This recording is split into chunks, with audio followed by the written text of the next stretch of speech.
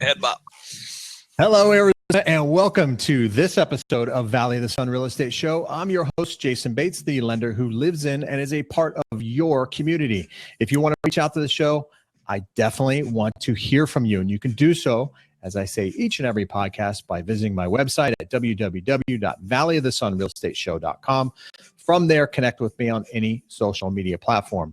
If you're listening to this on iTunes, well, thank you, number one. And besides that, if you're listening to this at all, thank you, because there are many real estate podcasts out there, and I'm really humbled that you chose this one over all the other podcasts.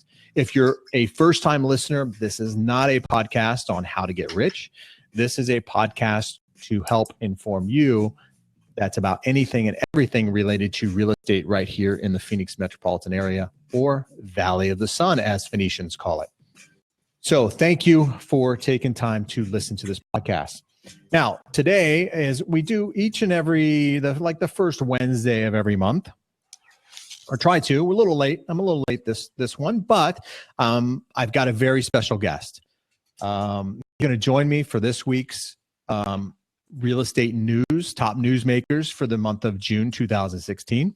His name is Stephen Cotton. He is the guy that's got a guy. If you need something done for your home, there's a great chance Stephen can help you out. Yes. Now, he doesn't get his hands dirty, but he has a guy that will. That's always a good thing. Over 6 years here in Arizona selling real estate, number one in his office for the third straight year. Fantastic. Great job. Thanks. Number three, trifecta. Good job there, Steph. His journey to the AZ was not unlike most, but with a twist. He met his future wife on eHarmony. She lived here, and he was building trains in Montana. Crazy, right? Crazy. Montana, Arizona. He gave up his career with the BNSF Railroad to be with the girl that will become his wife. That's touching. I love that. Thanks. That's awesome. Their anniversary is actually later this week. So, Stephen, don't forget your anniversary, buddy. I'll write that down. Yeah, write that down in your Gmail. He's got his hands in all things real estate, from fixing and flipping, buy and hold, non-performing notes, tax liens, to traditional real estate, negotiating short sales, sending out CMAs, competitive market analysis, and the list goes on. So he does just about everything. You cover real estate in all aspects, which is fantastic. Stephen is also the go-to guy in the office for the other agents. If there's an issue, or if they just want to get their offer accepted in this competitive market, there's a great chance Stephen can help you out. If he doesn't know the answer, he buys you lunch. Yep. Fantastic. Thank you for being here, Stephen. Appreciate that. Well, thanks for having me. And Yeah. yes, I got to get that wife something special. It's our third year anniversary. Third year. Well, at least it's not the diamond. What's the diamond? 25 years? Oh, yeah. I don't know. Every year is a diamond year. I don't know. Right? What do you get somebody on the third year? Yeah, I don't know. Don't get her pots and pans, and don't get her a sweeper. Yeah, I got a story about pots and pans, but we'll save that for a different day. Hey, real quick, your website.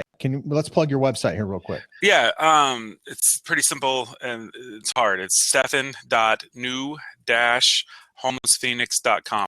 So stephen.new-homesphoenix.com. All right, excellent. All right, cool. So we got a lot to cover here, but first, I want to share something here with us. And if you're not watching this on YouTube, or if you are watching this on YouTube, thank you. Please subscribe, hit that thumbs up button for us. But if you're listening to the podcast, Paul Harvey is a gentleman who used to live here in the Valley. Many people may not know that, but he was a staple figure here in Paradise Valley. Did his broadcasts right out of here in Phoenix. He passed away in 2009. But the past week, we've had some tragic things happen here in our country with the police shootings and some of the brutality that's going on out there. This is not a political show whatsoever, but I found this to be very interesting that Paul Harvey, it's 3 minutes long, so I apologize about its length, but I think it's very spot on to what's happening, or the description of a police officer, I should say. And this, keep in mind, this was written in 1970. This is when Paul Harvey said this, and it's still applicable today. So I'm going to do a little screen share here. Let's play that clip, and then we can get on with all the top real estate news. Yeah, great. All right, cool. Let's do that. Yeah.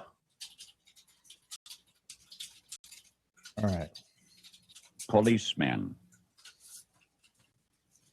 A policeman is a composite of what all men are, I guess, a mingling of saint and sinner, dust and deity. Culled statistics wave the fan over stinkers, underscore instances of dishonesty and brutality because they are news. What that really means is that they are exceptional, they are unusual, they are not commonplace. Buried under the froth is the fact. And the fact is that less than 0.5% of policemen misfit that uniform. And that is a better average than you'd find among clergymen. What is a policeman? He of all men is at once the most needed and the most wanted. A strangely nameless creature who is sir to his face and pig or worse behind his back. He must be such a diplomat that he can settle differences between individuals so that each will think he won. But if a policeman is neat, he's conceited. If he's careless, he's a bum. If he's pleasant, he's a flirt. If he's not, he's a grouch. He must make instant decisions which would require months for a lawyer. But if he hurries, he's careless. If he's deliberate, he's lazy. He must be first to an accident, infallible with a diagnosis. He must be able to start breathing, stop bleeding, tie splints, and above all, be sure the victim goes home without a limp or expect to be sued. The police officer must know every gun, draw on the run, and hit where it doesn't hurt. He must be able to whip two men twice his size and half his age without damaging his uniform and without being brutal. If you hit him, he's a coward. If he hits you, he's a bully. A policeman must know everything and not tell. He must know where all of the sin is and not partake.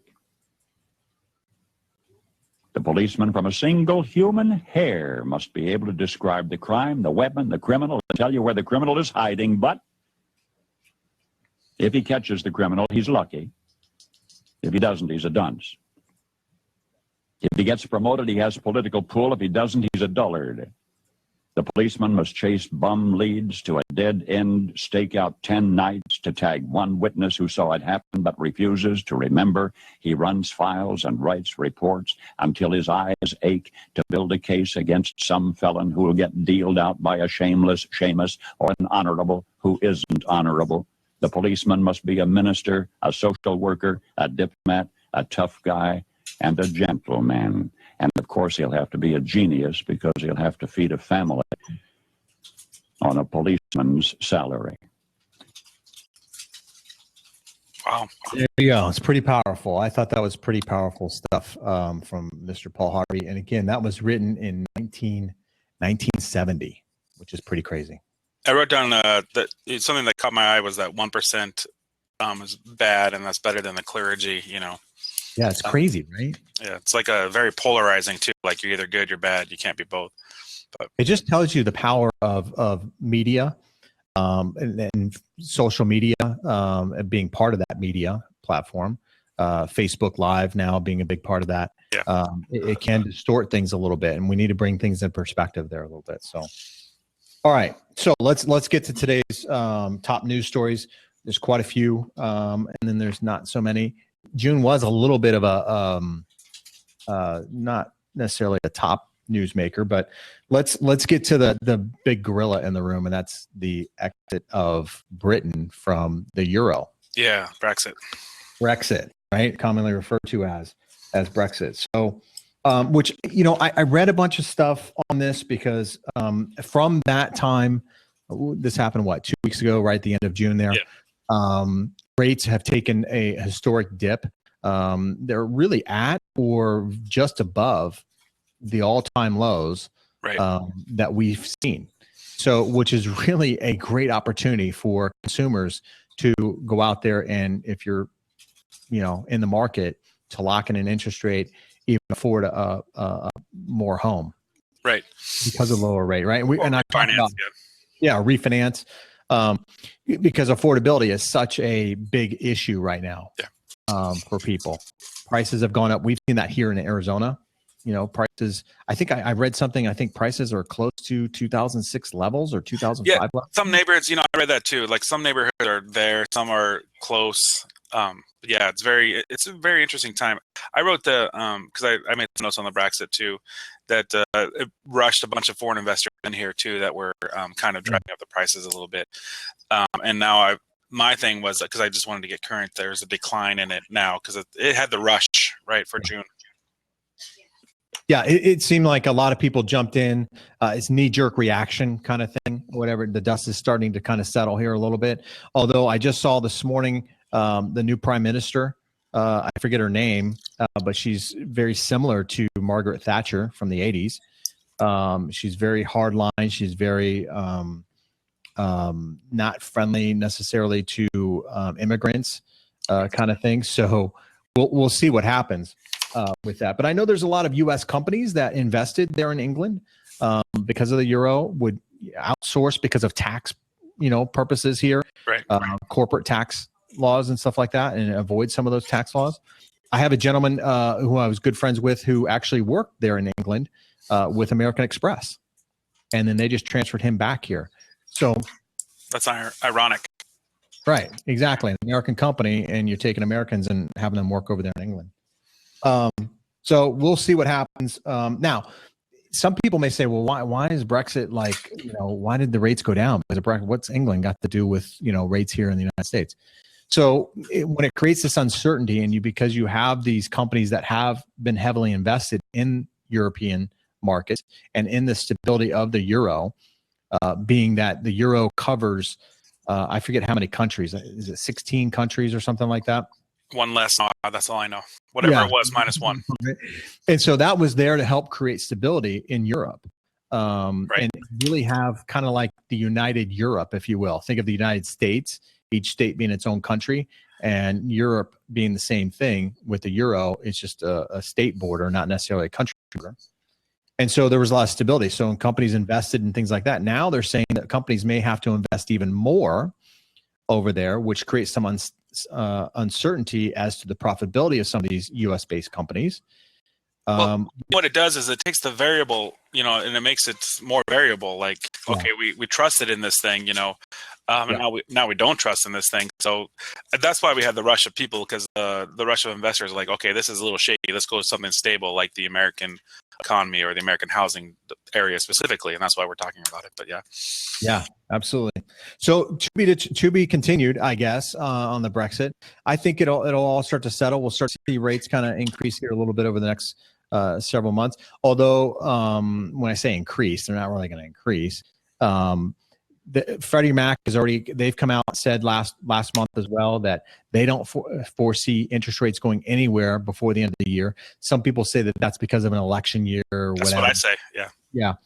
So, interest rates are still going to be very, very low. So if you're out there, if you need credit repair, you need something, please start on that immediately, because it will go up. I just created a flyer that shows how easy it is to get your credit up like 30 points in about 3 months, getting some prepaid credit cards and stuff. And maybe we can tag that later on to this or something. But the other thing I had about Brexit, which I thought was interesting.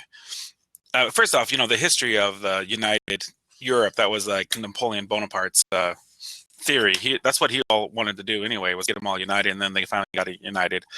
And then right around the day that we declared our independence, Britain declared its independence from the dollar, from the euro. So I just find that interesting, how history kind of repeats itself and what it means. You're right. It was their Independence Day or whatever they were saying. Yeah. Enough is enough.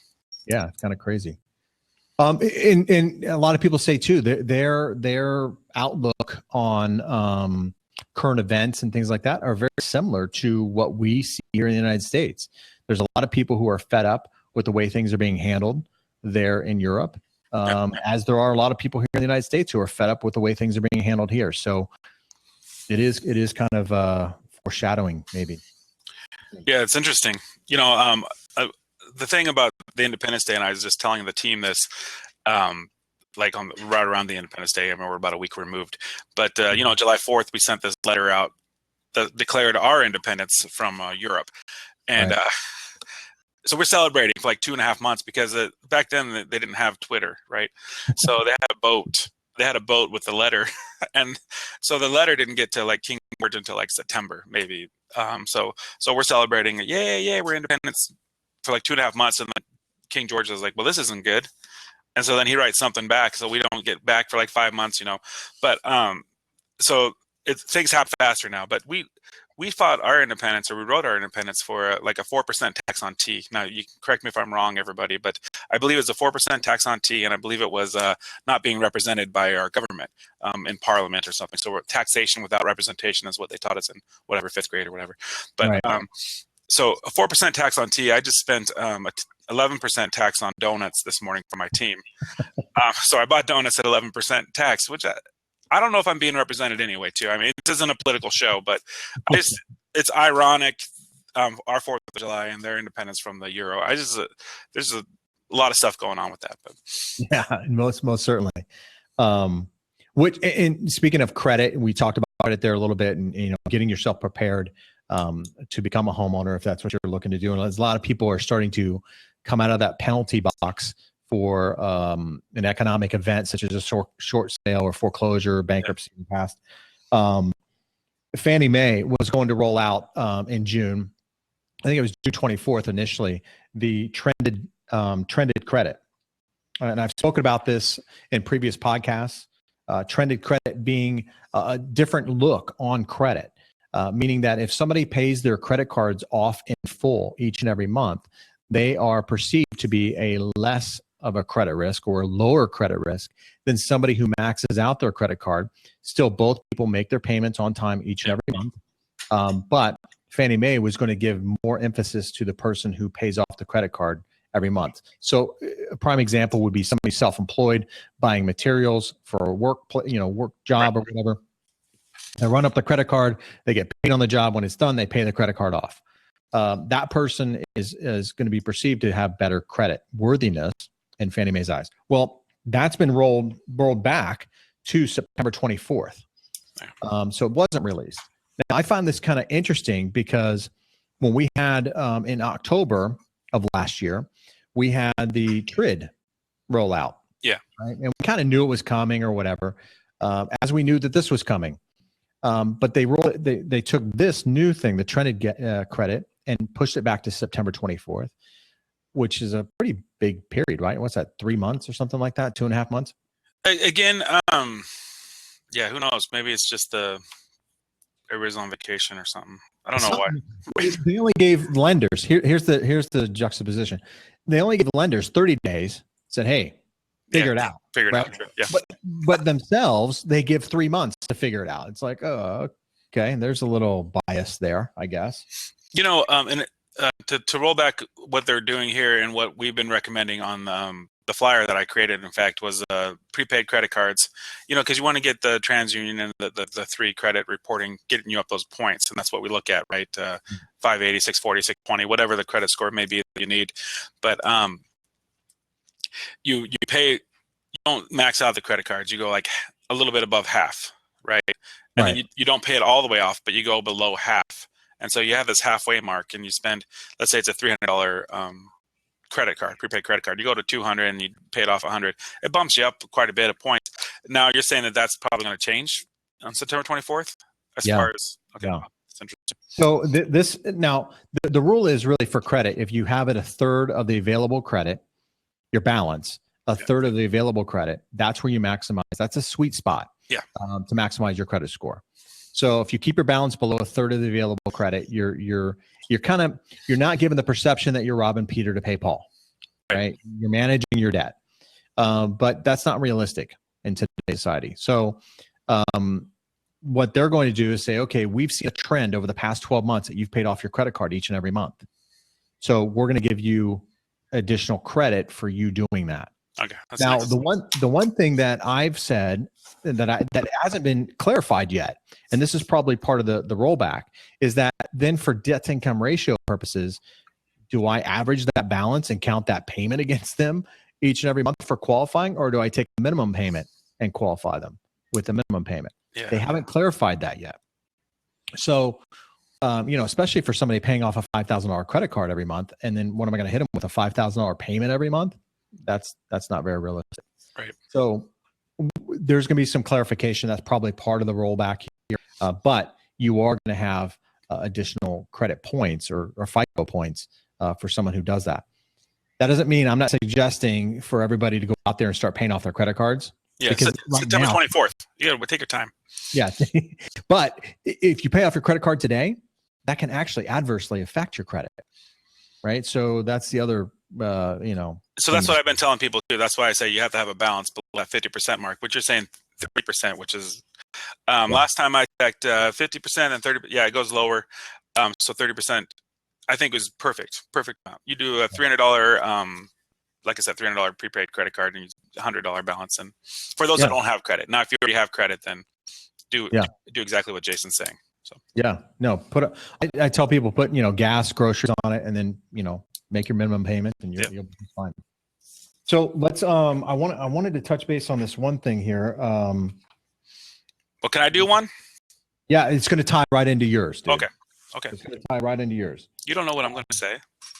Well, maybe. Right. You don't know what I'm talking about. I have psychic powers. Oh my goodness.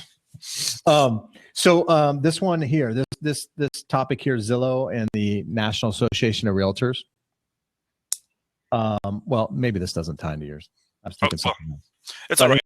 We'll make Zillow and National Association of Realtors has their own website, realtor.com. Yeah. Zillow has been in kind of war with realtor.com. Wasn't the CEO of Zillow who went over to National Association of Realtors or realtor.com to kind of spearhead that campaign? It's a sore subject for us realtors. So if there's a realtor in the room that's watching this, they agree that it's a sad day when we have a source and we pay National Association of Realtors money to have this thing called the multiple listing service, right? Or MLS for short. That's what people know it as, or IDX. So we pay them money, and then they go and get money from Zillow to have Zillow have this resource. So people are using Zillow, and then Zillow comes back and charges us realtors. If you want your photo by the house, hey, that's more money. So Zillow's making money off of us, and NER is making money off of us, and it's why do we have to double dip, or why do we have to pay twice for the same service? But that's my 2 cents on it, my Paul Harvey, if you will. So now you know the rest of the story. But that's the story. Yeah. I liked that Paul Harvey thing, but I always liked it when I was a kid and stuff, when he would say page 2, he just kept reading and he forgot to stop, turn the page, but it's just I had mad respect for Paul Harvey, but no, that was good. So but Zillow, they're I guess the lawsuit's over. I think they've settled it. It's all done, which is good that both companies can kind of move on. I've not necessarily spoken highly of Zillow. It's a little misleading in my opinion on a lot of fronts. But a lot of people trust Zillow. A lot of people go to Zillow. So we also say this. We have a two-parter. What's the bad thing about Zillow? Is the information's always wrong. Like if their house is showing whatever. But what's the good thing about Zillow? The information's always wrong. So consistent. Right. At least it's good for us as realtors, because I get calls all the time. What about this house that's on Zillow? Well, that one's not there, but let me show you houses that are. Or this one sold for 50. Yeah. 4 years ago, that's the other issue is like, why is it selling for 110? Well, it's actually 200 today. You're looking at Zillow, who's you got a lot of information, doesn't know how to spread it. But right. Okay. So what do you, and does that tie into what you had there? So I picked like 5 topics because this is our first time, right? So I picked up 5 topics, and I'm trying to see if I have anything that relates to Zillow. Although I picked up an article from the New York Times this month. Because I figured this was like a national podcast, right? I mean, we're talking about Phoenix, but this one's very interesting, and I want to talk about it because it's kind of Zillow related. Like if you were to do a Zestimate, so that's how I'll qualify this as a tie-in. Oh, plus I have the America's top 20 hottest real estate markets for June. So either one is Zillow related, right? But there you go. So I don't know if you read this, but I found it in the New York Times. The micro apartments in New York City, they've created 55 apartments. And the average square footage, well, it ranges from 260 square feet to 360 square feet. So like a dining room or, like a family room. Bathroom. What I found interesting about it, so they have 55 apartments there, and they rent from, and then this is where you take a breath because it's $2,446 a month to $3,195 per month. So For how many square feet? 200 more. 260 to 360. So just under probably $100 a square foot is what it's renting for. Or I'm sorry, $10 a square foot per month. So if you annualize that, that's great. But what I found interesting was 50% of them are already leased. This thing just happened. It's at a place called Carmel Place. And then I can't read my own scratches, but I'll have to work on that. Here's show them what your stories look like, and then I'll show them what my stories look like. Well, I want to mention something though, because and I'm trying to look it up here right now. There was I think it was last week or excuse me, last month's news that I saw an article that City of Phoenix actually approved a tiny apartment complex. Okay, yeah. So are you talking about like the cargo stuff, or no? Because they built one. It's Roosevelt Row or something like that. I think it's what it's going to be called or something. So it's 400 square feet, 211 units, 400 square feet, and they're going to rent for about $1,300 a month. Amazing. So yeah, so this whole trend, this is really popular in the Far East. Japan actually has like places that rent like coffins. I've seen hotels taking this approach too, where they're taking this tiny approach and just renting like a bed, for example, right, to stay the night, and that's it. I think, and I have been here about Scandinavia. So I mean, I can't read my own notes, but I think Scandinavia really has a trend in that vein too. I wrote it right by the tiny home, so it means something. I don't know what it means. So it means something. Tiny homes. They could be something. We've seen that though, right? I mean, yeah, we have the cargo, the freight stuff. Yeah, freight stuff. That Austin, Texas has a lot of that. Real trendy, real artsy kind of community. They have those. They look like railroad car things. My guy, one of my buyer's agents, Chris, is running. He's doing a lot of research to find out how much they cost, because we're actually partnering up with a nonprofit, it's homeless homeowner program, where we're possibly using these as the transitional home while they get their credit ready to purchase a home.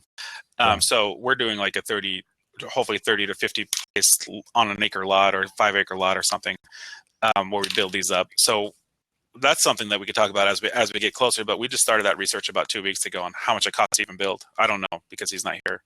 He's out showing houses. Good for him. So here's the link to the Arizona Central Union, or not credit union. What am I doing, man? Arizona Central Credit Union. Yeah. The newspaper, the Arizona Republic article on that Roosevelt Way or Roosevelt Row or whatever on those tiny apartments. This is good. Speaking of these kind of prices, right? Home prices are still appreciating, which is good. You can kind of speak to the local Phoenix market, if you would. And but overall, around the country, we're seeing about a 5% annual rate. Yeah, I think it's even higher here. I mean, you've seen it too. We have what we call a 1.6 month supply of inventory. I think it's just right around there. So we call it a seller's market, driving up the prices. The interest rates are low and they've lowered, so the purchase power has kind of meshed with the prices going up, right? So if you can afford $1,500 a month, as the prices go up and the interest rates go down, you can still afford the same house. Right. Yeah, we're having a lot of in the field, out in the field. We know that it's tough because we're not getting offers accepted, or you have to get creative to get your offers accepted. That tells you supply is down, demand is high, prices go up, right? Econ 101. I can't remember my professor's name, but he would be proud of me for remembering that. That's the one question on the test I got right. But yeah, so I would say, and I don't have the numbers, but I will have them next time for you, the market report where it shows how much we've actually gone up. I do have the America's Top 20 Hottest Real Estate Markets for June. So that's a good tie-in. Yeah. And again, this is yours is all typed up. Mine's all written like this. I won't go through all of them. I'll tell you, like 11 out of the 20 were California. But I want to touch. So the number one was Valley in California, then San Francisco, and then in the top 5 or top 6, there's 5 of them: Santa Rosa, San Diego, Stockton, California. The other one that broke it was Dallas, Texas at number 3. But if you go down this list, and I'm not sure, next time this is our first time, so I'll make the link or whatever too. But I see that number 10 and 11, there's a Fort Wayne, Indiana, and then Columbus, Ohio. And I marked these ones specifically because that's a very good rental market for like buy and holders, because you can pick up these, and the prices are going up now. So I think maybe the investors are catching on, and it could be maybe part of, well, the Braxton didn't happen until then. But I would say you can pick up a nice property in Columbus, Ohio, or Fort Wayne, like under $60K, and you can rent it out for $700 a month. That's the kind of markets over there for the buy and holders. So we learned that, and we like Tennessee for the buy and hold investors that I work with, as far as getting something low, fixing it up, and then just using it as a cash cow. But back to the list. I have a note on, okay, so I kind of grew up in Washington, so Kennewick, Washington actually made the list. It was number 12. It was down 2, so it wasn't, or it's number 14. It was 12 last month. And then I thought Detroit, Michigan was interesting at number 12 because it was number 26 last month, and it bumped up to number 19. And then a couple other key ones that I thought was interesting was Ann Arbor, Grand Rapids, and then Boston made the list as far. Nothing in Arizona, which I would think that we would hit it, but I wish it would give me the. We've kind of have I wouldn't say recovered, but it's, and I don't, Arizona, Phoenix in particular, right? Phoenix is Arizona for the most part, right? But the job growth here in Arizona, we're predicted to be one of the top in the country, I believe. Yeah, we've seen a lot of companies starting to come here. California has its own issues, government-wise, tax-wise. There's some issues going on over there. So we're seeing some companies come over here. Uber has come here. I think Apple's looking to open up something here. Yeah. I think Google is looking at something here. We're starting to see some of these tech companies, which is great, which is fantastic. It's going to help here. So we aren't at that bottom anymore. Yeah. And I'm from Columbus, Ohio. My sister's a realtor there outside of Columbus. Okay. And she's busy. I mean, she's like selling like hotcakes there. Well, and I've talked. I need her information after this because we're looking to invest over there. So, yeah, she can help you out for sure. She has her own brokerage place there. So, the Midwest is one of those things where it's been hurt from the economy big time. Yeah. Jobs and companies not moving back for jobs and things like that. So. It's a little bit slower to recover. Texas always seems to be kind of one of those steady Eddie states, right? Yeah. It doesn't seem to like dip too low, go too high. It's just one of those steady Eddie states. Well, when Dallas made the top 5 at number 3, that's the only one hit the list. But here's what the other thing is too. I'm not sure if this report talks about new builds. I mean, because that's what I would say. Out of the plethora of buyers we have, I would say like 20% of them are looking at new builds because of the competition to write these offers that aren't getting accepted, right? So if this report doesn't show new builds, you can vouch that there's a lot of new builds going on all around the valley here. In fact, it's a nice way to like compare your house to. They sell them at a premium, so you're spending maybe 15% higher, but you're not having competition. So it's one of those things, and you can pick out the paint. Phoenix is going through a little bit of a metamorphosis, my opinion. We used to be this build up, spread out kind of city, state, whatever, county. Now that we're seeing a lot of multifamily going up, right? And but innovative kind of condos going up. In Scottsdale, they have that one Scottsdale Soho where they have commercial space underneath where you actually live. You have City North where you have residential, and then you have commercial space underneath. That's not something too common here. No, we're actually developing one too. I have one of my investment partner and we got this lot that we're seller carry, and we're kind of creating the same thing. We're just trying to go through the due diligence right now. I'd probably put 30 doors above commercial. So yeah, I see it, and it's interesting. I seen that in Seattle. I used to live in Seattle, and it was something that wasn't common there. You'd go downstairs to the convenience store and you go back up. Right.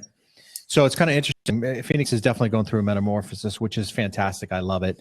a little bit more dimension, which is going to offer a lot more when employers do look to move here. We've got different housing options for employers, which I think is fantastic. Okay, so let's move on to the next one here, which is I've battled this one for quite some time with people, and this seems to be a hot topic on our side of the fence in the mortgage world. And this is on DPA, down payment assistance. We've seen a resurgence, if you will, of down payment assistance because of the affordability issues. Employers not giving employees raises as quickly as they probably should. And so it's very difficult. Student loans, the epidemic that we're having as a country with student loans is just crazy. We're not a political show. We're not a political show. No, I know. Yeah. But it has put more pressure on the ability to save for down payment. And so now we're starting to see these DPAs coming back. And the argument is, are we starting to see cracks in the foundation that we've built over the past 6 years? Does down payment assistance ruin the integrity of somebody? You know, we said, hey, no money in the transaction, these 100% stated income state, it hurt the, the appreciation of homes, liar loans, whatever. Right. Well, DPA is kind of the same thing, right? When you're not putting your own money into the transaction and you're getting into a home, yeah, I get there's a different vetting process and skin in the game. That's what we call it, right? Get some skin in the game. Exactly. Thank you. And it's not just that; it's the appraisers too. Afterwards, too. I mean, if you're putting 0% down, the lender's looking at it a little harder. So there's a lot of caveats with this, or a lot of different things that can go wrong with a 0% down program. But what I would say is, the more money you put down, the better chance you get the appraisal. I mean, that's the thing we're looking at too. That's just my 2 cents. I'll let you keep talking about it. But what I see on the 0% down programs is great to get a young family in. But yeah, what's that called? Like again, skin in the game. If I were to foreclose, it's not going to hurt me as much, right? I mean, 0% programs that we have been using for before and after the VA loan, the USDA loan, and now we have these other ones here where you don't even have closing costs and stuff. Yeah. I mean, nothing ventured, nothing gained kind of thing. I mean, when you're getting into a home, I just closed with a client and hey, I'm all for it, right? I closed on a loan for a client, got her financing. She walked away with her earnest money and her appraisal money. She truly got in with no money. You can't do that in rent. Right. Yeah. You're spending almost 3 times the rent, right? Yeah, it's crazy. So now is that a good thing or a bad thing? An extra homeowner, which she has pride of ownership. And I've always believed in the spirit of Americans in our culture. If given the opportunity, they will think good things will happen from that. So if you give somebody the opportunity to become a homeowner, nobody wants to lose their home. Nobody, right? And if they just need that opportunity. Here's the number one thing. When you sell a house, you have about 10% closing costs. Is typically what I say. You got realtor commissions. You got 3% for the buyer in most cases, and then 1% title. So that's 10%. So let's say a $200,000 home you got in for free. Now you owe $200,000, or actually 90. It's still like 96.5 because that grant goes away, but you still owe 197,000 or 190,000. If you sell that house at 200, you lose $10,000, right? Because you still have to come up with that balance. So this whole theory, and it's great, and I'm a big fan of 0% down programs. Stay in the house. I can afford $800 a month. I'm buying a house that I can live in, and as prices go up, now you got equity. I had this guy. Oh my goodness, I forgot his name. We'll call him Carl. Carl, yeah, actually it's pretty close to Carl. It's not Carl, but he's 22 years old, and he was a renter for 800. And so this is like 3-4 years ago, and we just emailing. He's ready to go look. So I go show him a house, and I said, well, what's your credit score? He's like, I don't know, like 780. And I said, well, why are we looking at rentals? He's like, I never thought about buying. So I said, well, this house right here is $800 a month. The house 4 doors down is in Buckeye with a pool. $74,000. Your payments are like $550 a month or $600 a month, and you get a pool, and you become a homeowner. He's like, tax write-off, right? Yeah, everything. So I gave him the education on it, and he said, well, how do I get qualified? I go, well, let's see if we can get you qualified. Anyways, we got him in the house. 2 years later, he gave me a call. He wants to move to Seattle. So I was able to sell his house for $135,000. Now, if he was a renter, he would have paid that $800 a month and just moved to Seattle. But I was able to put like a little over $50,000 in his pocket after the whole deal, like $53,000 or something, because he bought the house. And that's the other thing. He put 3.5% down. You put 0% down. As equities go up, it doesn't matter. It's something that you pay off in time, but that you don't get as a renter. So get more people to become homeowners, then you get more people that maybe make equity, that make $50,000. And I'm not seeing these. I used to see these ads back in the early or late 90s or whatever. Why rent when you can pay a mortgage, or why rent? You know, I'm not seeing these ads, and I don't get it, because rent is so expensive right now, and people just, which they kind of fall into this trap, right? They get this $800, and then if you went to that 6 months ago or 6 months rent, he said, well, I can't afford to save for the down payment. What can I, so they fall into this high rent thing, and doesn't afford them the opportunity to save for down payment. So, well, and here's the other spin on that is, when you rent a place, you got to do first month, you got to do last month, and you got security deposits and cleaning deposits, right? So let's say, what is today, the 12th? Let's say you moved into a place today and you put, it's $1,000 a month. Okay, so it's easy numbers. 1,000, first month, last month, and then cleaning deposit, $500, pet deposit. So you're probably in about $2,600 today. You move in today. Right. Now on August 1st, you have another $1,000 a month. So now you're in for like $3,700, right? Mm-hmm.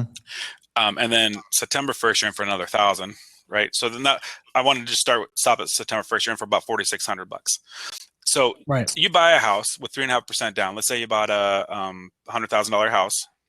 Mm-hmm. So, and you close today. So you would need 3.5% down today. So you would need $3,500 today. Your first payment isn't today. Your first payment isn't August 1st. It's not until September 1st that you make that first payment of $1,000, or actually it'll be a lot less at $800, right, to own it.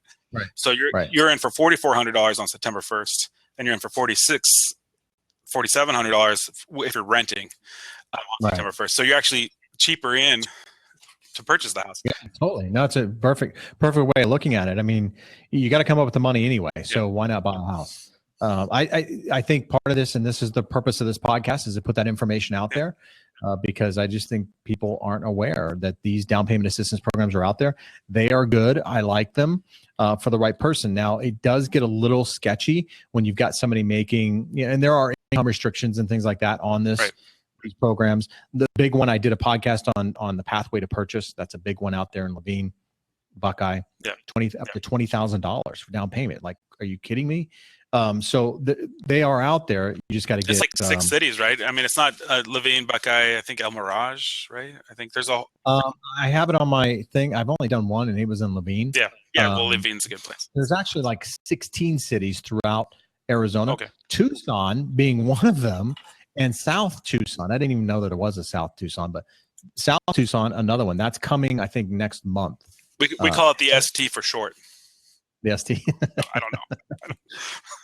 Were you from the ST? All right. Yeah, the ST, man. So now, with that being said, I had another thing here. Let's see. Oh, I got it. Appreciation. You were talking about appreciation, real quick. Okay. This is kind of funny, actually. I kind of enjoy this. I'm ready. There's a study here. I'm going to read this here. Men's homes appreciate faster than women's. That's the headline, right? Statistics have too much time on their hands when they come up with this research. RealtyTrack.com claims homes occupied by single men appreciate better than homes owned by single women. Considerably more, not just a little bit, but considerably more. It's probably a pheromones, is what they say. Yeah. Or could it be that men are just better decorators? Laugh out loud. Right. My wife is a better decorator, no question. I'm horrible. And she's done a great job. Decor is a big factor in selling a home. Right. But I thought that was kind of interesting. I wonder why that is. I wonder if, I don't know. I mean, I don't know either. Maybe it's the industrial look. Right. Well, maybe it's the fixer-upper guy that actually builds a garage, or maybe updates the landscaping or something. Right. It could be something like that. I wanted to, and I see we're getting close, man. We're almost done with an hour. That's crazy. I wanted to talk a little bit about Zuckerberg on Facebook. Yeah, I do. You ever heard of this guy, Mark? No, who is he? Yeah, So this is the news. It was on May 26th that I read this news, and it was in the NBC News. But Mark Zuckerberg bought all of his neighbors' houses. He bought the whole he bought a house, and then he bought everybody else around him, and then all those $30 million to buy everything around him, and then he just bulldozed them all. And then now he's building little tiny houses around there, and they're thinking like it's a compound or something, which I think is interesting. Like, is it for family or is it for Facebook employees or something? But he says it's for his privacy, which I think is interesting, because if you're going to spend that much money in a neighborhood, I think everybody in that neighborhood wants privacy. I don't think if you can afford a $700 or $7 million house, you want to live by Zuckerberg just to see what he's doing on the daily. So, yeah, I don't think they care, those people. So I wanted to make that because of part of the newsmakers. I mean, I did some of the interesting stuff, like I said, was the Zuckerberg, and then I also did a Pokemon Go. Have you heard of Pokemon Go? It's funny you bring this up because this is a phenomenon that's happened in the past week. Right. It's like it's exploded, Yep. like a virus kind of thing going on. I mean, I've seen it on the news like 3 or 4 times now. It exploded like in less than a week. It's a worldwide deal. It's put in 48 hours, in 2 days' time, it's put $7.5 billion back into the Nintendo value. That's like, let's talk about the numbers about Mark Zuckerberg too, because I wrote this down. For every hour or every day that Mark Zuckerberg is alive, he's made a total of $4.4 million on average. So $4.4 million every day that he's awake and alive, I guess. But so $7.5 billion nationwide, or for Nintendo. Just the valuation, because it's so phenomenon. So if you're not familiar with Pokemon Go, it gets people out of the house searching for Pokemon. And here's why I said it's a real estate thing, because if you own a house and all of a sudden you have there's called a Pokemon gym where your Pokemon gather. It's a very very complicated stuff. But there's a Pokemon gym and there's Pokemon hubs, and you just drive around and you look for more Pokemon, or you walk around. But if your house or your neighbor's house is a Pokemon gym, then a lot of people show up walking by your neighborhood. It could be a selling point. If you have a great, I saw something on Zillow where the guy said there's a Pokemon gym and there's 7 hubs nearby within walking distance. So, but what a great place to do like an open house, right? Hey, come to the open house. By the way, we have Pokemon around here. So show up for the Pokemon and then come through the door. I think that's interesting. But I also, I think that'll drive people in there. And I'm interested to see what happens with the trend there. But I've heard about people getting mugged now because muggers are hiding by the Pokemon gym. This is fake stuff. It's not like a gym. It's just, It's on your phone. You can follow. It's an augmented reality of Pac-Man, kind of, isn't it? I mean, you go and chomp on or pick up the Pokemon or whatever, and you get some coins, or I don't know what it is, but I've heard Google is trying to work out some of the bugs in it too, because I think because it needs access to location and some other things, which then allows some hackers to get into your email, I guess, through Google or something. Oh, wow. So there are some hacks out there right now on it that Google's trying to fix, but it's exploded so fast that I just didn't think they anticipated it to do this. Now, I've heard a lot of people saying, "Oh, it's great because it gets you out and gets you out of the house, and you got to use your feet and walking and exercise and blah." So I don't know. Is this a future where it's kind of like an augmented thing where these treasure hunts or whatever? Which have been out there for a while, but the original Pokemon was a cartoon, and then they made it a card game. And that card game, you're not really walking around. So this is kind of fun to get the millennials back out there, and just they hate being called millennials, by the way. So so don't call them that. But they're people too. Yeah, they're people too. I'm unique and different, just like everyone else. Right.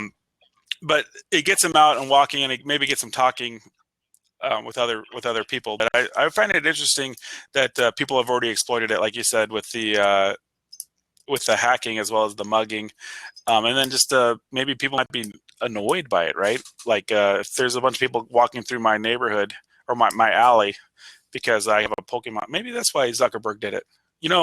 Maybe he's like, I'm creating a compound, so no Pokemon. He's in the know. I think this is a conspiracy theory, and I'm saying Mark Zuckerberg. It's gonna be a Facebook Mon or what? I don't know. Pokemon is short for Pocket Monster. Did you know that? Oh, I didn't know that. I did. And now you know. Yeah, right. Now you know. rest of the story. The rest of the story. It's terrible. That is terrible. Okay, so I want to kind of do a fire shot here of some other ones here. Zillow claims to have made Zestimate more accurate. We kind of touched base on that a little bit. It's not there yet. Well, anything's an improvement. I mean, you can't get any worse than a Zestimate. So to say that you've improved it, then yeah, okay. Yeah, exactly. $5 off. Caliber Home Loans, which they're here in the Valley, they have a presence here. They're trying to sell their non-prime product on Wall Street. Now, I thought this was pretty interesting. We talked about, The Big Short, right? That's a great movie. They're trying to take some of these subprime or A- loans, if you will. That stated income is coming back, by the way. Radar alert. Bank statement deals are coming back, by the way, in a big way. So now Caliber is one of the first that are trying to sell these. They're rated as A. Most mortgage paper is supposed to be rated as AAA. Hello, Eileen. Thanks for joining us. Most mortgage ratings are rated as AAA. This is rated as A for the fact that they do some of these, just out of bankruptcy type deals. And people put more money down or whatever. Yeah. They're trying to sell it on Wall Street. There just isn't the appetite on Wall Street for it yet. But you first have to test the waters before you get in. And we're seeing now mortgage companies starting to test those waters. So it's only a matter of time before these programs start to come back. It's amazing that, and the movie just come out that this is a bad idea. Well, let's tie it in with the other stuff that we're talking about. We're talking about the 0% down. We're talking about the Fed, the loosening the restrictions on getting a loan, to qualify for a 0% down or even lower their credit score. And you're talking about 3 years. I think it's 3 years or something for bankruptcy. It used to be, right. And like conventional, it's a longer period. 4 years. Yeah. Right. So to qualify to become a homeowner, if you filed bankruptcy 3 years ago, you're good to go now. Short story. I mean, there's a few dates that you have to look at, but yeah. So now that's the subprime because my light just went off. I have a motion sensor, but it's all good. The subprime.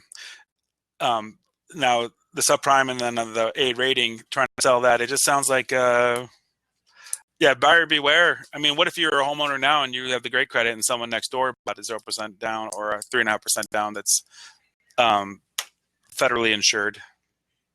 But yeah, no, and there's a big push on that, on whether or not FHA is the modern day subprime. It's not. It always has been. I mean, I got news for you. I mean, I used to do FHA loans with a 500 credit score. Yeah. So they've always been out there. It's just that the waiting period or the penalty box for the FHA loans is much shorter than a conventional. But everybody seems to think that you have to have a conventional loan now to get into a home, and that's simply not the case. But the fact that there's stated income and some of these bank statement programs coming back, and they're testing the water on Wall Street and see if there's an appetite out there for them, with Brexit, happening, who knows? Maybe there is an appetite out there for it. So we'll see. I think with the pressures of affordability and some of the other things that are happening, if rates go up, certainly there's going to be some other type of product that needs to be out there to help people become homeowners. So are we falling back into the trap again? And which brings me kind of full circle to another article saying that Dodd-Frank needs to be abolished. I think some of the campaigners, I guess, or candidates, or there's only two now, but are having those discussions. I think Paul, who's the House Representative Speaker of the House? Don't ask me that question. Paul, Minnesota, or don't ask me. He's wanting to repeal part of the Dodd-Frank, if not the entire thing. Yeah. So there is a movement out there to do this. Now, there's good things about the Dodd-Frank, but there are other things that aren't. I've always said the Dodd-Frank has seemed to hit the mortgage industry, the real estate industry, pretty heavily, while the auto industry is still pretty much unregulated. I mean, you can go into an auto dealership, which is typically the second biggest investment that you make, right? Yeah. A car. I mean, you're talking $60,000, $70,000 car, and you don't even need to show a pay stub, right? Right. It's wow. Okay. But on a mortgage, you got to give, your wisdom teeth, your left leg and right arm. Well, they start with how much can you afford a month? Okay. That's what your payment is. Right. Yeah, exactly. Yeah. if we did that for housing, right? How much can you afford? Okay. All right, cool. Yeah. You can afford 1,000. Okay. Buy this house. Yeah. You're in, you're done. We're still seeing, and we're starting to run short on time. We got started a little bit late, but we're getting there.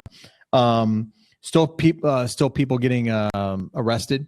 As I said, CFPB, this is the year of enforcement. Yeah. A Florida pastor found guilty of mortgage fraud. Speaking of Paul Harvey and your clergy. Yeah.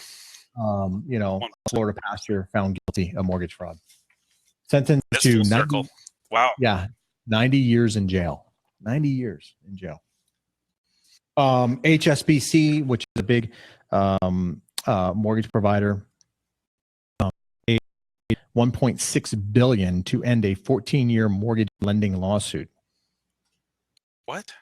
That's a big number. That is a big number. HSBC, then I think that's British Columbia, right? I think that's a Canadian bank. Yeah, but they have holdings here in the United States as well. And they do service some mortgages. They're right down the road, from me. Yeah. And we talked about millennials who don't like to be called millennials. Yeah, Can't or won't get a mortgage, right? The other people, right? The young, if you know who you are, you're right. The young people. If you have a beard, there's a good chance you're millennial. Beard without gray in it. Yeah, right. If you have a beard and a comb thing over like this, there's a good. Right, it's all slick and like nice and tidy up here, and it's a mess down here. Yeah, there's a good chance. It's like that guy. You might be a millennial. Yeah, right. Yeah, Foxworthy. Yeah. But this was pretty interesting. Some of the factors for that age group not getting into homes include regulations, subprime crisis, student loans, and general lack of funds, which I think is why some candidates are pushing for higher minimum wage and all these other kind of things. Yeah. College is now free kind of thing. I'm hearing that come about now. So we'll see what happens. Now, it did say economic factors also remain an adversary for millennial home buyers. The MacArthur Foundation 2015 How Housing Matters survey revealed that 20% of Americans have been forced to hold a second job or find other ways to increase their income, while 17% have stopped saving for retirement and 14% made ends meet by borrowing on their credit cards. Those are pretty big numbers. Yeah. I mean, more than 1 out of every 10. I mean, that's the other thing. I mean, each one of them are double digits, I think. Think if we had gas prices at $5 a gallon like they were.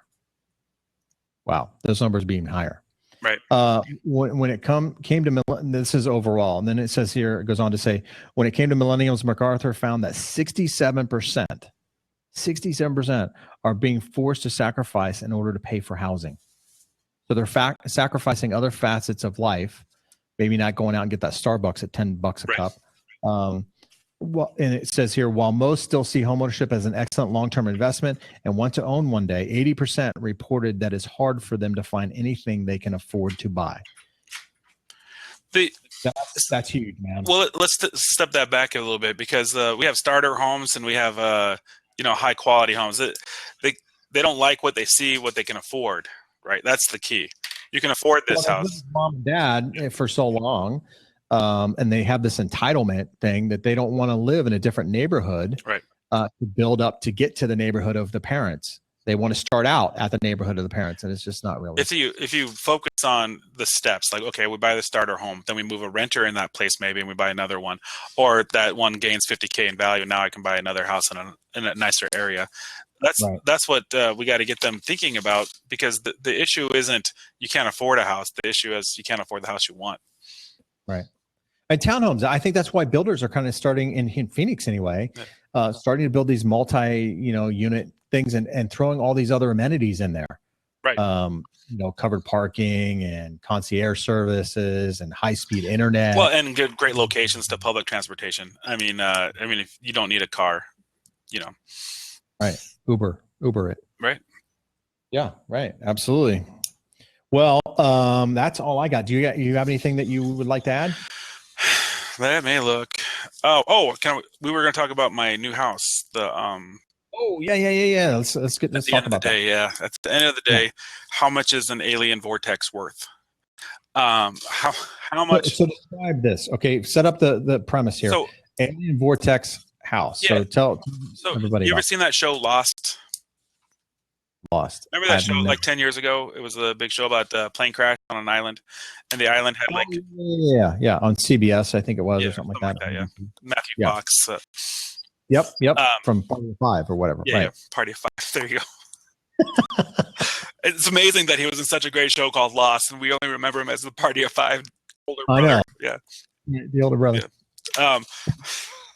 But on that show, there was a vortex of time, if you will, where things were happening, and it was just really weird, and it took you like 3 seasons to figure out what's going on, and then they flipped it again. But this property is on 10 acres, and it's on a the seller calls it an alien vortex, meaning that aliens are able to come in. But I want to give you some key points that he talked about that were he's got like a proof of aliens, and he's got tissue samples and things like that. But what's interesting about this property is if you have 2 stopwatches, you start them both. You take one stopwatch away, drive it down the road for 2-3 minutes. You come back, they're not at the same time anymore. Like time is different. So you might be like 15 minutes on one, and it might be like 14 and a half on another. So so the question is, how much is that property worth? How much would you pay to have something that's like got healing powers? It's got like communications with aliens, apparently. So this isn't like a spooky. This isn't some doorway to hell. Not hell, no. This is Sedona has supposed these vortexes that are healing. Yeah. They have healing qualities. I mean, the Indians is well documented. The Indians, it's a sacred place for Indians. Yeah. Tourists just look at it and say it's a bunch of red rocks, but it is a spiritual place. This place too. So, yeah, this place too. This place is very similar to that. So this house is so defined by this activity that there's a show on the Travel Channel called Ghost Adventures.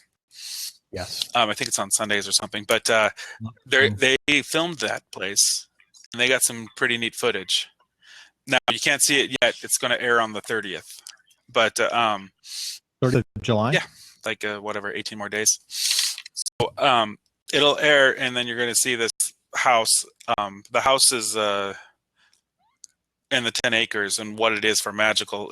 I'll tell you, I was driving up there yesterday, meeting the guy, and I had like just anxiety, like about 2 miles away. I like to start a shortness of breath. It's a true story. I'm not making this up. And then our GPS was wrong. That's the other thing too, which is similar with Lost and our place. Like on Lost, you couldn't find it on the GPS, but the GPS had it about 3 miles north where we went. When we drove past the house, I had the anxiety again, and then we kept going north. I was like, oh, wait a minute, it's back here. But wow. He says, the owner of the property says that that GPS location changes. So it's not a GPS mistype or something like that. No, it's not always 3 miles north. It changes to different locations. Wow. This is true. Wow. This is all true. So like the question I have is, how much is it worth? Yeah, right. I mean, that's a definite dilemma for you to how to price that thing. So we ran comps, and there's not a lot of alien vortexes that have sold in the last year. So it's kind of hard. That's a terrible joke. But yeah, to find what's it worth, we are listing it for 2.2 million. Based on now it's 10 acres. 10 acres, beautiful country. I mean, the views are great, but you're not buying it for the views. You're buying it for the alien vortex. For the quality, right? Yeah. And how do you even sell that, right? I mean, I don't even. It's kind of one of those things where you could, if you say that, then somebody may think that you're some kind of wacky realtor, right? And if you don't say it, and I don't know, is that part of? Does that need to be disclosed in the spuds? Yeah, in fact, I mean that's the number one selling point. He discloses everything. He's got a lot of stuff that's on there. You tie it in with the TV show that's going out there. I took the listing because when in the world will I ever list a alien vortex? So we. Yeah, right. So we were talking before the show about the trifecta. You always want to list your neighbor's house as a realtor. If somebody else's sign goes up, you're pissed, right? Because that's like, I'm a realtor. Why didn't you list with me? So I got that this year. And then I listed 2 houses next door to each other. One actually hits the market Thursday on 71st in Scottsdale. But I neighbored the 2 houses right next door to each other. So I had 2 signs up. And then I think Alien Vortex would probably be the trifecta of like And the Holy mic Grail. drop, you know, like Yeah. I've done it. Yeah, no, that's crazy, man. So And then if you get now price per square foot, is that pretty? What did you say? 2.1? Is that no, if it didn't have the alien vortex, the house isn't worth 2.2. I mean, it's not. So will it appraise? So we have a lot of issues here. Like, will it appraise, or what's it worth? That's why I started the question. What's an alien vortex worth? Well, to somebody, it may be priceless. Right. Finding that buyer. There's definitely some qualities there that not everybody believes in, but there are plenty of people who do believe in that stuff. So for that person, you're looking for that right person. And I guess with any real estate, right? I mean, you're looking for the matchmaker. So I have a couple of strategies here that I'm going to try to pitch out. Use the internet. You can do with the Facebook. You can get very specific on your audience search. So I'm going to be looking to people that love aliens that also make a lot of money, because it's not cheap to. I don't want to sell it. To qualify for a $2.2 million loan with 0% down. I don't know. Yeah. But that's a little difficult. I'll be honest. So we have other houses too, and we do a lot of non-alien related properties that we have. Like I said, we just had a fix and flip on 2856 North 71st. That's going to hit the market in a couple of days, and that's a beautiful rehab off of Thomas, and it's like Old Scottsdale, the Old Scottsdale area. Nice. All right, cool. Well, so tell everybody how they can get a hold of you and maybe take a look at that property if there's some buyers out. Right. Yeah, that'd be awesome. I'll start with the phone number. 623-236-5843. You can call, you can text it. It has both capabilities these days. I remember when texting come out, I was like, nope, this is stupid. No one's going to do this. But you had to do like the letter T was like 3 times, and then the H was, and then a capital T was like 6 times. You had to go up. Remember, but now it's a lot simpler. You can just so text, call. My email address is Stephen@thecottongroup.net, and that's STEPHEN, not A-N, but E-N. And cotton, like the lane out there on the West Valley. And your website, what's your website? And it's Stephen Stephen.new-Phoenix. Oh my goodness. Stephen, I should come up with a new, how about I buy a new website for the next show? But it's Stephen.new-homesphoenix.com. All right, cool. Yeah, it's that simple. It's that simple. It's that simple. Yeah. Hey, once you plug it in, it'll you saves it. You just got to do it once. Text me and I'll send it to you. Yeah, how about that? There you go. Thanks a lot, Stephen, for being a part of this. We're going to make this a regular kind of deal. So hope everybody enjoyed this. If you want to reach out to the show, again, I definitely want to hear from you. You can do so by visiting my webpage at www.valleyofthesunrealestateshow.com. Please connect with me on social media. I'd love to connect that way. I'm a big Twitter guy, so connect with me on Twitter. Follow me on Twitter. Check out these live streams. Follow me on YouTube. Give me that thumbs up. Subscribe. If you know people who are looking to purchase or refinance a home here in the Phoenix metropolitan area, please drop my name in the hat, Stephen's name in the hat. We certainly would love to represent you and earn your business. Right. If you're listening to this on iTunes, please write that review, as it is one of the only ways that I have to help improve the show. So until next time, Stephen, thank you very much. Again, this type of episode, or the top newsmakers, we're trying to do on the first Wednesday of every month. So stay tuned for that. And until next time, I hope to see you guys out there shopping for a home very soon. Take care, everyone. All right. Thanks for having me. Yep. Oh, yeah. Jayson Bates, NMLS 20798, mortgage banking license 1796, equal credit opportunity lender. Sound effects provided by soundj.com.